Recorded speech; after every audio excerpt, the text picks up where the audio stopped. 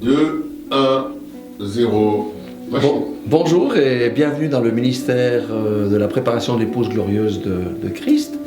Cette prédication que je vais intituler la herse du Seigneur fait suite à l'enseignement que j'ai donné sur les alliances avec le Seigneur et sur les deux commandements, jambe droite, jambe gauche. Tu aimeras ton Dieu toute ta force, de toute ton âme, de toute ta pensée, et tu aimeras ton prochain comme toi-même.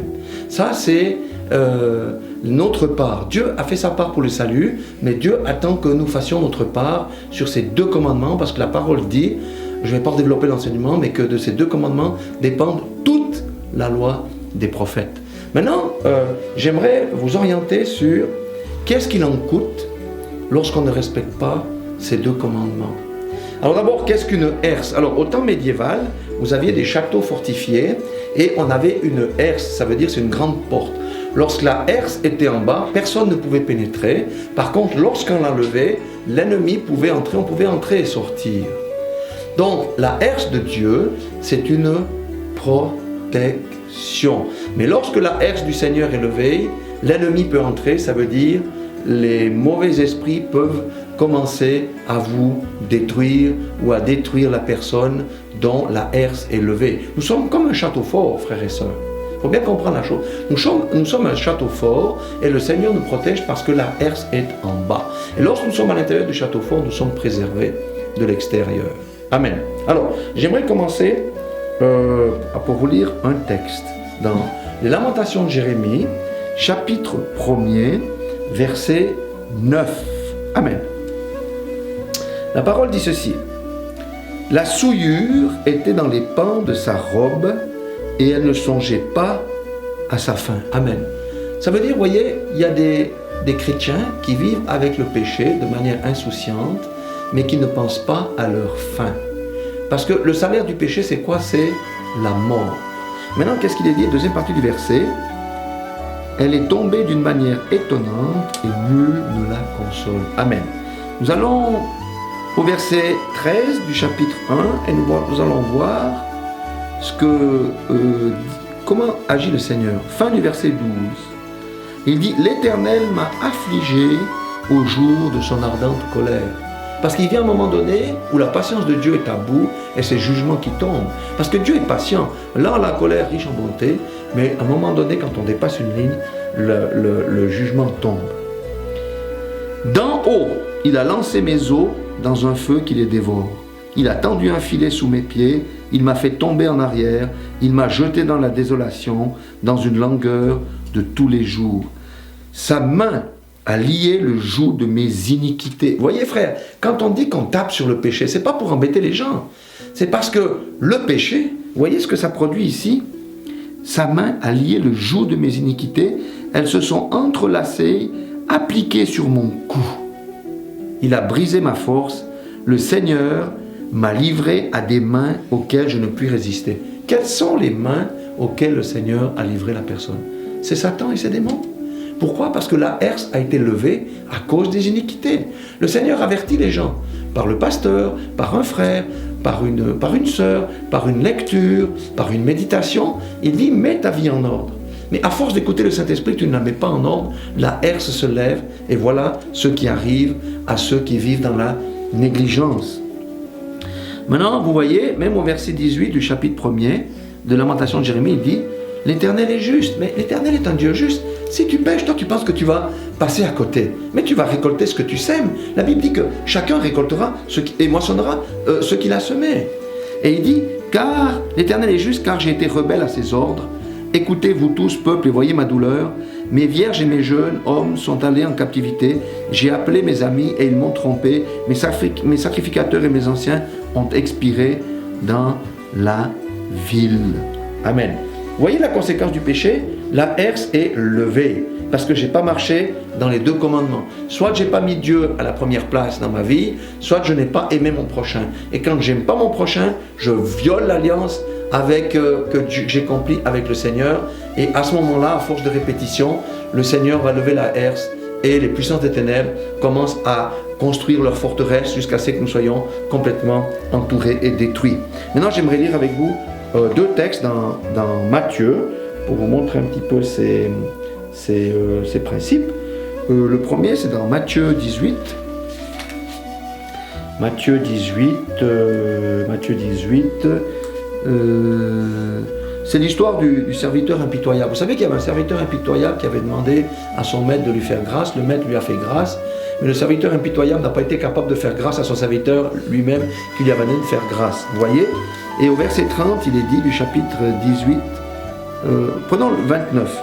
18-29, il dit « Son compagnon se jetant à terre, le suppliait, disant « Aie patience envers moi et je te paierai. » Mais l'autre ne voulut pas, et il alla le jeter en prison jusqu'à ce qu'il eût payé ce qu'il devait. Ses compagnons, ayant vu ce qui était arrivé, furent profondément attristés et allèrent raconter à leur maître ce qui s'était passé. Ils ont été attristés, pourquoi? Parce qu'ils ont dit, mais le frère là, l'autre lui a remis sa dette et il n'est pas capable de lui accorder un délai de paiement. C'est quand même injuste. Ils ont été se plaindre au maître. Qui est le maître? Le maître, c'est Jésus. Donc ça veut dire, un chrétien qui agit comme ça, les autres vont dire au Seigneur, mais c'est pas juste. Le poids de l'iniquité va monter au ciel. Et regardez ce que le Seigneur dit au verset 32. Alors le maître fit appeler ce serviteur et lui dit, méchant serviteur, je t'avais remis entier ta dette. C'est comme ça le salut. Quand Jésus nous accorde le salut, il ne regarde pas si on a violé, on a tué. Il nous a accordé le salut, il nous a pardonné, il nous a remis la dette. Et il dit bien en entier, hein, j'ai rien regardé de ton ancienne vie, parce que tu m'en avais supplié. C'est comme ça quand on vient au Seigneur. On reconnaît notre misère. Ah, Seigneur, on reconnaît, on crie dans la repentance pour changer de voie, et le Seigneur nous pardonne, et il remet les compteurs à zéro. Mais l'homme là n'a pas compris la chose. Et le Seigneur dit au verset 33, ne devais-tu pas aussi avoir pitié de ton compagnon, comme j'ai eu pitié de toi? Et son maître, c'est-à-dire Jésus, irrité, le livra au bourreau jusqu'à ce qu'il eût payé tout ce qu'il devait. Qui sont les bourreaux? C'est les puissances des ténèbres qui viendront te pourrir la vie, ôter tes biens, te mettre la maladie, te faire perdre ta femme, tes enfants, toutes ces choses, toutes les malédictions seront... Donc, j'ai dit la herse est levée. Vous avez vu le poids. Et pourquoi la herse? Dieu a levé la herse dans ce cas. Vous voyez, l'explication est au verset 35. Matthieu 18, il dit, c'est ainsi que mon Père Céleste vous traitera si chacun de vous ne pardonne à son frère de tout son cœur. Amen. Jambe gauche, tu aimeras ton prochain de toute ta même, comme toi-même. Donc, voyez frère, le non-pardon, c'est ce qui bloque les chrétiens, c'est ce qui amène la pourriture dans la vie des chrétiens, c'est ce qui détruit les foyers, c'est le non-pardon qu'on garde dans le cœur, parce qu'avec le non-pardon, Satan a un droit légal d'entrer dans votre château fort, parce que la herse est levée. Frères et sœurs, le non-pardon, c'est une grande conséquence du levage de herse, et c'est comme ça que les esprits entrent et commencent à vous mettre une forteresse. Avec le non-pardon vient la rancœur, l'amertume et toutes ces choses, et finalement vous êtes emmurés et vous ne pouvez plus sortir. Vous voyez, Dieu donne la recette ici. Donc il faut bien comprendre le principe. Est-ce que ma herse est en bas ou ma herse est en haut? Si ma herse est en haut, je vais vous donner les bonnes nouvelles tout à l'heure. Là, le Seigneur nous montre le principe. Tu sors de mes 2 commandements, je lève ma herse, et Satan vient te détruire. C'est aussi simple que ça. On va regarder aussi dans Matthieu. Matthieu nous enseigne beaucoup là-dessus. Chapitre 5, verset 25, j'ai noté. Matthieu 5, 5, 25. Voilà. C'est à partir du verset 23. Voyez, il dit, si donc tu présentes ton offrande à l'autel et que tu te souviennes que ton frère a quelque chose contre toi, laisse ton offrande devant l'autel et va d'abord te réconcilier avec ton frère, puis viens présenter ton offrande. Vous voyez ce que j'ai dit? C'est important. Maintenant, verset 25. Accorde-toi promptement avec ton adversaire pendant que tu es en chemin avec lui, de peur qu'il ne te livre au juge, que le juge ne te livre à l'officier de justice et que tu ne sois mis en prison. Je te le dis, en vérité, tu ne sortiras pas de là que tu n'aies payé le dernier cadran. Amen. J'aimerais que vous compreniez ceci. Écoutez, c'est très très important. Si tu ne t'accordes pas avec ton adversaire que tu as blessé, qu'est-ce que la Bible nous dit ici? De peur qu'il ne te livre au juge. Si tu as blessé ton frère et que tu ne lui demandes pas pardon, le juge c'est Dieu. Donc ton autre frère est en droit d'aller supplier Dieu à cause de ça. Vous comprenez ce que je veux dire? Donc le chrétien va aller chez le juge. Il ne va pas aller te tirer une gifle, il va aller chez le juge. Et le juge va juger. Et qu'est-ce qu'il dit? de peur que le juge te livre à l'officier de justice. L'officier de justice, c'est Satan. Et ensuite, il dit, et que tu ne sois mis en prison. Dans quelle prison? Dans les prisons spirituelles.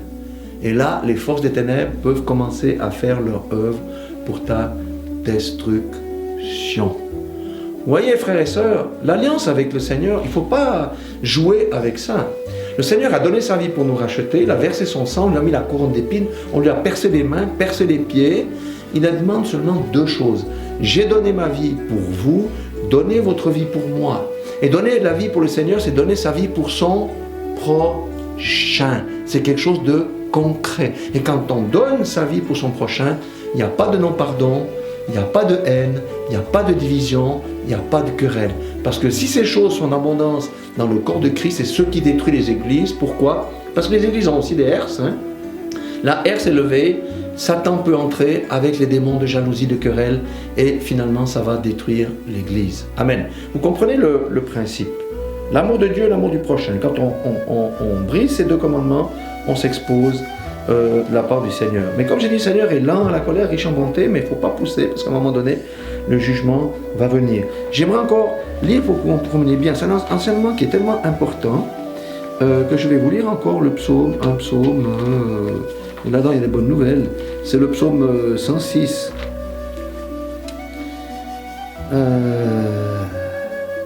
106, verset 43. Il dit, plusieurs fois il les délivra, mais ils se montrèrent rebelles dans leur dessein. Dieu les a délivrés, mais ils sont toujours rebelles à la parole de Dieu, la mise en pratique de la parole de Dieu, et ils devinrent malheureux par leur iniquité. Amen. Ça veut dire que les iniquités vont vous plonger dans le malheur. Dieu délivre, mais si vous persistez à rester dans la mauvaise voie, vous serez malheureux à cause de vos iniquités. Maintenant, dernier passage, où c'est là qu'on a quand même une bonne nouvelle, c'est dans Néhémie, chapitre 9. Oui. À partir du verset 28. Mais vous pouvez lire tout le chapitre si vous voulez. Mais ça illustre bien le principe que je vous ai dit. Quand ils eurent du repos, ça veut dire quand ils ont été en repos puis que leurs ennemis ont été battus par le Seigneur, ils recommencèrent à faire le mal devant toi. Alors, tu les abandonnas entre les mains de leurs ennemis qui les dominèrent. La haine s'est levée, les ennemis rentrent et ils te dominent. Mais de nouveau, ils crièrent à toi. Écoutez bien, ça c'est la bonne nouvelle. Mais de nouveau, ils crièrent à toi, et toi tu les entendis du haut des cieux, et dans ta grande miséricorde, tu les délivras maintes fois. Amen. Ça veut dire que, quelle que soit notre situation, nous avons toujours une porte de sortie, ça s'appelle la repentance. Ça s'appelle vraiment la repentance.